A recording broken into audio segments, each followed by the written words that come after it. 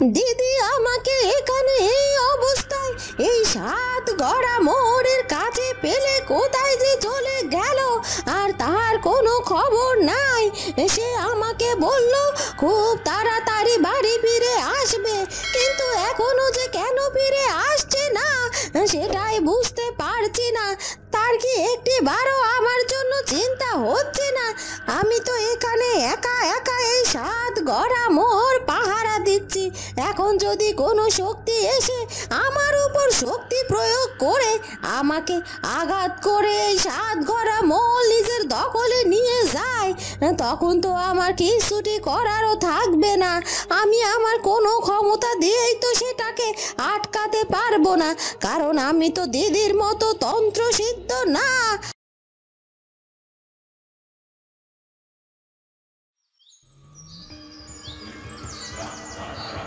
তন্ত্রবুড়ি, সুখবর আছে, অনেক বড় সুখবর আছে। কি সুখবর তান্ত্রিক বাবা? তাহলে কি ওই কালো চা অবাকিকে এতক্ষণে ধ্বংস করে দিয়েছে? না, অবাকিকে ধ্বংস করেনি, তবে ও একটা বুদ্ধিসম্পন্ন কাজ করেছে। আর সেটা হলো ও নিজের শক্তির মাধ্যমে ওই অবাকিকে নিজের মধ্যে আবদ্ধ করে আমাদের কাছে নিয়ে আসার জন্য রওনা দিয়েছে। আর সামান্য কিছুক্ষণের মধ্যে ও অবাকিকে আমাদের সামনে নিয়ে এসে হাজির করবে। সত্যি সত্যি বলছেন তান্ত্রিক বাবা? অভাগীকে তুলে নিয়ে আমাদের এই আস্তানায় আসছে কালো চা? ভালো হয়েছে, ওকে এখানে তুলে নিয়ে আসুক, তারপর আমি নিজের হাতে ওকে শাস্তি দেব। আর নিজের চোখের সামনে ওকে শেষ হতে দেখে আমি মহা আনন্দ পাবো। তোর যেটা ভালো হয় তুই সেটাই করবি। আর তাই তো কালো ছায়া ওই অভাগীকে জ্যান্ত অবস্থায় এখানে তুলে নিয়ে আসছে। কিন্তু তন্ত্রবুড়ি, তোর এত সব কাজ আমি করে দিচ্ছি, এর বিনিময়ে যে আমার একটা শর্ত আছে। এ কি তান্ত্রিক বাবা আবার কি শর্তের কথা আমাকে বলবে?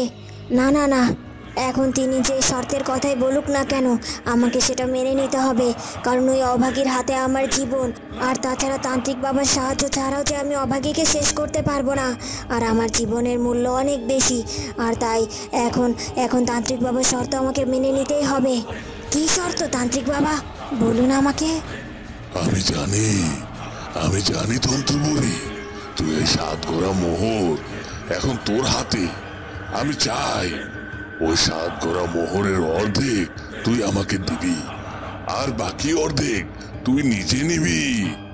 আগে তো আমার প্রাণ বাঁচাতে হবে, তার জন্য অর্ধেক মোহরের ভাগ আমাকে তান্ত্রিক বাবাকে দিলে আমার কোনো আপত্তি নেই।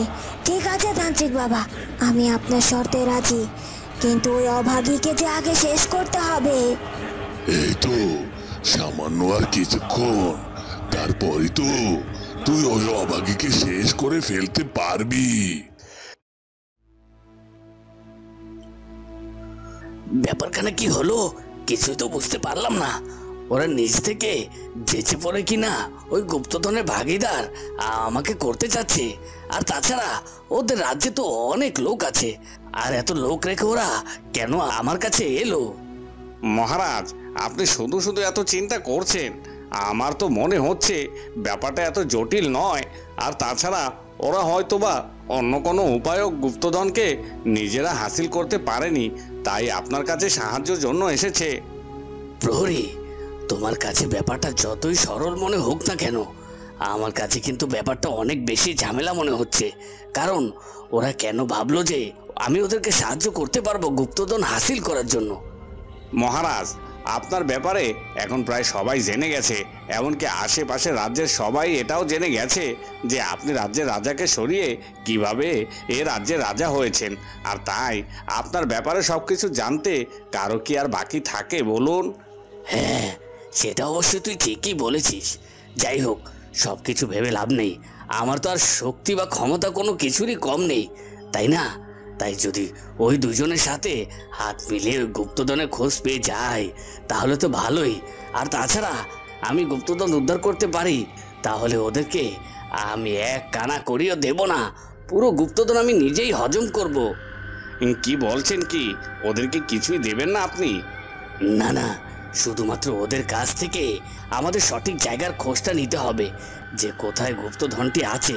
তারপর আমি আমার ক্ষমতা দিয়ে ওই গুপ্তধন আমার আয়ত্তে নিয়ে নেব। ওদেরকে আমি এক কানা করিয়েও দেব না। আর তাই ওদের সাথে আমার এখন কথা বলতে হবে। তুমি এখানে থাকো, আমি এক্ষুনি ওদের সাথে দেখা করতে যাচ্ছি।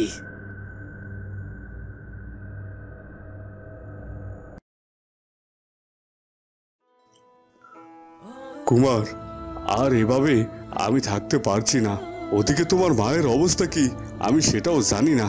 আমার মনে হয় এখন একবার গিয়ে আমাদের দেখা করা উচিত যে তোমার মা কি অবস্থায় আছে আর তার কোনো ক্ষতি হয়েছে কিনা। কিন্তু বাবা, এখনো তো সন্ধে হয়নি। এখন কি এভাবে মায়ের কক্ষে যাওয়াটা একেবারে ঠিক হবে?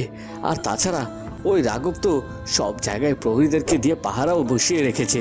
কিভাবে যাবেন বলুন তো এই প্রহরীর চোখ ফাঁকি দিয়ে আপনি মায়ের কাছে? কুমার, আমি এই রাজ্যের রাজা, আর তাই এই রাজপ্রাসাদের কোথায় কি আছে সেটা আমার মুখস্থ। আর শুধুমাত্র সেটাই নয়, প্রহরীরা যতই পাহারা দিক না কেন, আমি যদি না চাই কেউ আমাকে আটকাতে পারবে না। আর আমি ঠিক রানীর কক্ষে পৌঁছে যাব। আর তাছাড়া তুমি জানো না, রানী আমাকে দেখতে পেলে অনেকটা ভরসা পাবে। আর তাই রানীর সাথে আমার দেখা করা খুবই জরুরি। ঠিক আছে বাবা, সেটাই করুন। তবে যা করবেন সাবধানে করবেন। আপনি মায়ের কক্ষে গিয়ে মায়ের সাথে দেখা করে আসুন। আর আমাকে যেতে হবে রাজ কারাগারে, কারণ আমার মনে হচ্ছে আমি রাজ কারাগারে গেলে রাজগণকের দেখা পাবো। হ্যাঁ, সেটাই ভালো হবে। তাহলে চলো, আর দেরি না করে আমরা এক্ষুনি রওনা দেই।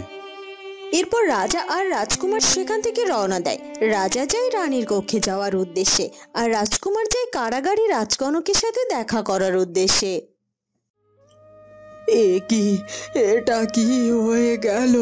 আমার অভাগীকে তো কেউ আমরা রক্ষা করতে পারলাম না।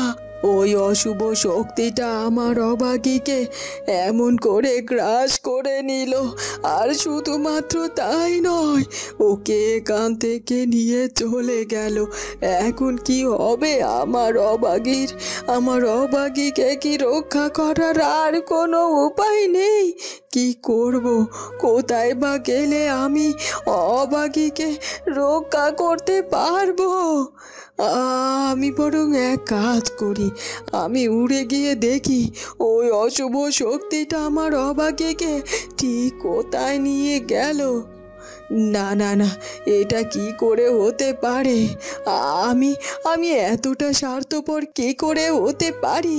কারণ এখানে তো নাগিনী এভাবে অচেতন হয়ে পড়ে আছে। না, নাগিনীকে ফেলে রেখে তো আমি কোথাও যেতে পারি না। তার তো কোনো সারা শব্দ পর্যন্ত নেই। তাহলে কি নাগিনী? না না না না, সেটা কিছুতে হতে পারে না। নাগিনী আমার জন্য, আমার অভাগীর জন্য এত কিছু করেছে, আর তাই নাগরানী এভাবে আমাদেরকে ছেড়ে চলে যেতে পারে না। আমাকে চেষ্টা করতে হবে নাগিনীকে সুস্থ করে তোলার। আর ওই কালো ছায়াটি তো নাগরানীর উপর মারাত্মকভাবে আঘাত করেছে। আর তাছাড়া ওই অশুভ শক্তিটা নাগিনীর উপর এভাবে আঘাত করেছে যে নাগিনী সহ্য করতে না পেরে এভাবে মাটিতে লুটিয়ে পড়েছে। যাই হোক, এখন তো নাগিনীকে আমাকে সুস্থ করার চেষ্টা করতে হবে। আর আমার অভাগীকে তো আমি বিধাতার উপর ছেড়ে দিয়েছি। বিধাতা নিশ্চয় আমার অভাগীকে রক্ষা করবে। আর আমাকে যে এখানে থাকতেই হবে। কি হলো কি মোড়ল মশাই? এই অসময়ে এই শরীর নিয়ে কোথায় বের হচ্ছ? তোমার শরীরের অবস্থা তো মোটেই ভালো নয়। এভাবে বাইরে একা একা বেরিও না গো। না গো গিন্নি, আমাকে তো বের হতেই হবে। আমি যদি এখন বের না হই তাহলে অভাগের কোনো খোঁজ পাবো না যে। কিন্তু অভাগীকে তুমি কোথায় খুঁজে বেড়াবে বলো তো? অভাগীকে তো আমি বলেছি ওর মায়ের কথা, আর ও তোর মায়ের খোঁজেই বেরিয়ে গেছে। আর শুধুমাত্র সেটাও নয়, ওর ভালো মাকে নাকি রাজপ্রাসাদে তুলে নিয়ে গেছে।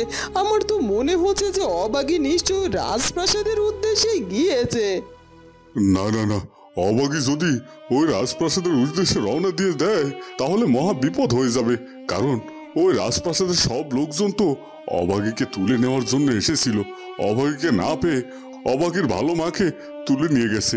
আর আমার মনে হয় অভাগী ওই রাজপ্রাসাদে গেলে ওর ভীষণ ক্ষতি হয়ে যাবে, আর তাই অভাগীকে খুঁজে বের করে ওকে আমাকে আটকাতে হবে। সেসব না হয় বুঝলাম, কিন্তু অভাগী যদি রাজপ্রাসাদে না যায় তাহলে ওর ভালো মায়েরও তো বিপদ হবে গো। না না, অভাগী ওই রাজপ্রাসাদে না যাওয়া পর্যন্ত ওরা কিছুতেই ওর ভালো মায়ের কোনো ক্ষতি করবে না। হয়তোবা কারাগারে বন্দি করে রাখতে পারে, এর বেশি কিছু করবে না।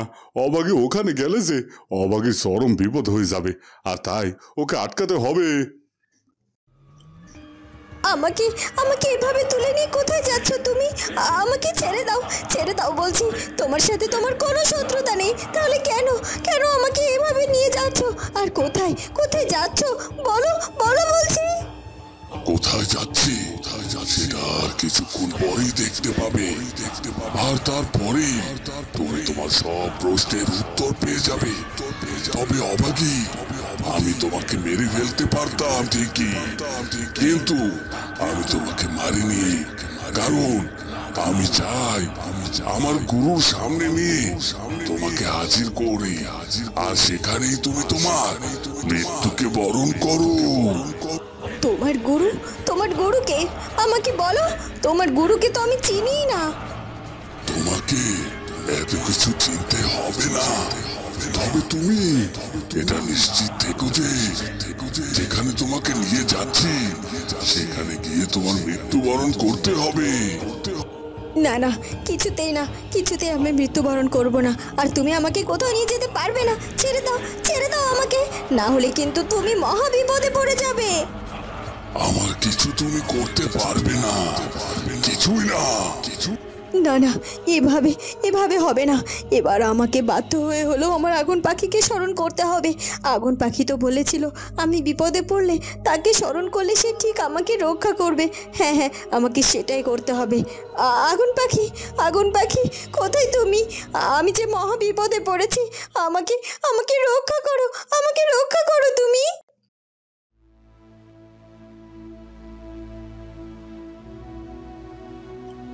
ওদিকে রাজা চুপি চুপি রানীর কক্ষে যাওয়ার জন্য রওনা দেয়, কিন্তু কয়েকজন প্রহরীরা পাহারা দেওয়ার কারণে সে কোনোভাবেই রানীর কক্ষে প্রবেশ করতে পারে না। এই রাঘব সত্যি অনেক চালাক। প্রতিটা গোপন রাস্তার সামনেই ওই প্রহরীদেরকে দাঁড় করিয়ে রেখেছে। তাই তো আমি কোনোভাবেই রানীর কক্ষে যেতে পারছি না। যদি একটিবারের জন্য ওই প্রহরীরা আমাকে দেখে ফেলে, আর আমি যদি একবার ধরা পড়ে যাই, তাহলে আমাদের সব পরিকল্পনা নষ্ট হয়ে যাবে। কিন্তু আমার তো যে করেই হোক রানীর সাথে দেখা করতেই হবে। প্রহরী, রাঘব, তোমরা যতই চালাক হও না কেন, আমার থেকে এত বেশি চালাক এখন পর্যন্ত হয়ে উঠতে পারোনি।